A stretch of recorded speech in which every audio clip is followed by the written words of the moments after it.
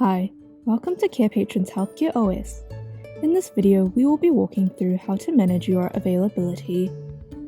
In Carepatron, you can easily indicate your available times so that new and existing clients can schedule appointments online.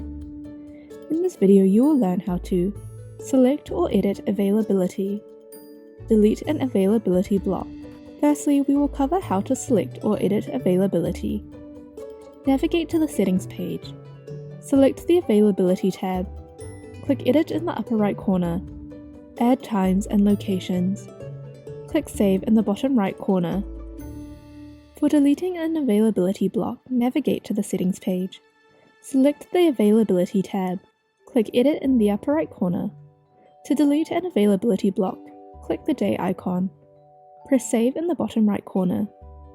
You have now successfully managed your availability, creating a seamless booking process for client scheduling online.